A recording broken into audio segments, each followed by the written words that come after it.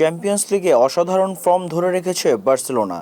সার্বিয়ার বেলগ্রেডে বুধবার রাতে রেড স্টার বেলগ্রেডকে 5-2 গোলে হারিয়ে টানা তৃতীয় জয় তুলে নিয়েছে হান্সি ফ্লিকের দল। আক্রমণাত্মক খেলার প্রদর্শনীতে ম্যাচের শুরু থেকে দাপট দেখায় বার্সেলোনা। খেলার শুরুতে বার্সেলোনা 80% বেশি বল দখলে রেখে আক্রমণ জানায়।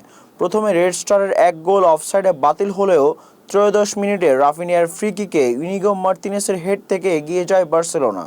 এরপর কঙ্গোর ফরওয়ার্ড সিলাসের গোলে ম্যাচের সমতা ফেরায় রেড স্টার, কিন্তু বিরতির আগে লেভানদস্কি কাছ থেকে গোল করে বার্সেলোনাকে আরও এগিয়ে নেন। দ্বিতীয়ার্ধে বার্সেলোনা আরও আক্রমণাত্মক হয়ে ওঠে।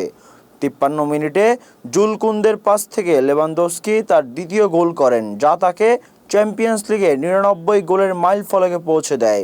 এরপর কুন্দের আরেকটি অ্যাসিস্টে বক্সের বাইরে থেকে দারুণ শটে গোল করেন রাফিনিয়া। চলতি মৌসুমে টানা 6 ম্যাচে 8 গোল করে ইউরোপের সেরাদের প্রতিযোগিতায় মেসির পর বার্সেলোনার হয়ে এমন কীর্তি গড়লেন তিনি। 76তম মিনিটে বদলি হিসেবে নামা ফেরমিন লোপেজ দলের পঞ্চম গোল করেন এবং কুন্দে তার তৃতীয় অ্যাসিস্ট পূর্ণ করেন। শেষ দিকে রেড স্টারের মিলসন একটি গোল পরিশোধ করলেও ব্যবধান আর কমানো সম্ভব হয়নি।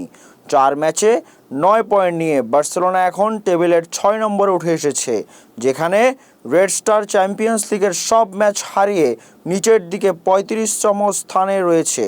হান্সি ফ্লিকের অধীনে বার্সেলোনা এখন শেষ 7 ম্যাচে 29 গোল করে তাদের আক্রমণ ভাগে নতুন প্রাণ সঞ্চার করেছে।